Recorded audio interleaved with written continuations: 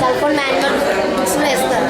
ఏంటంటే warns customers to keep cell phones away from body. అంటే బాడీకి సెల్ ఫోన్స్ 25 మిల్లీమీటర్స్ దూరంలో పెట్టుకోవాలి. ఇంకా దగ్గర పెట్టుకున్నట్లయితే రేడియేషన్ మనకి ఎక్కువగా ఎలక్ట్రోమాగ్నెటిక్ రేడియేషన్స్ అంటే వైర్లెస్ టెక్నాలజీస్ ద్వారా చెప్పాలి.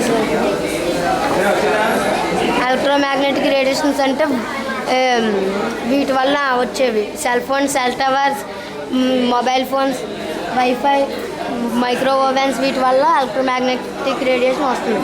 ఈ ఎలక్ట్రోమాగ్నెటిక్ రేడియేషన్ ఎక్కువగా హ్యూమన్స్, మనుషులు, ఇంకా జంతువులు, పక్షులు, ఇంకా మొక్కల మీద ఎక్కువ ఎఫెక్ట్ చూపెడుతూ ఉంటుంది. ఆర్ఎఫ్ సోర్సెస్ అంటే రేడియేషన్ ఫ్రీక్వెన్సీ సోర్సెస్. ఈ radiation frequency sources FM towers చూసుకున్నట్లయితే మన ఇండియాలో 503 టవర్స్ ఉన్నాయి. అదే మొబైల్ ఫోన్స్ చూసుకున్నట్లయితే 600 మిలియన్స్ పైగానే ఉన్నాయి. మనం ఇందులో ఇది ఒక నెట్వర్క్, సిడిఎంఈ అన్నది ఒక నెట్వర్క్. ఈ సిడిఎంఈ 869 to 890 మెగాహెర్ట్జ్ చేస్తుంది. అదే 3G థర్డ్ జనరేషన్ చూసుకున్నట్లయితే 2110 to 2170 మెగాహెర్ట్జ్ చేస్తుంది అనమాట. కాబట్టి మనకు సిడిఎంఏ బెస్ట్. సర్ వాల్యూస్ అంటే స్పెసిఫిక్ అబ్జార్ప్షన్ రేట్. మనం 6 minutes సెల్ ఫోన్ మాట్లాడినట్లయితే 1 to 2 watts పవర్ ట్రాన్స్మిట్ అవుతుంది. అదే కింద చూసుకున్నట్లయితే స్పెసిఫిక్ అబ్జార్ప్షన్ రేట్ వారు నిర్ణయించింది ఏంటంటే రోజుకి 24 నిమిషాలు మాత్రమే సెల్ ఫోన్ మాట్లాడాలి. ఎక్కువ మాట్లాడితే రేడియేషన్ అన్నది ఎక్కువగా అవుతుంది.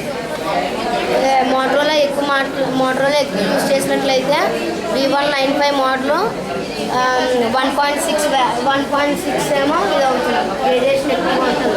అదే శాంసంగ్ చూసుకున్నట్లయితే 0.196 ఉంటుంది. కాబట్టి శాంసంగ్ బెస్ట్.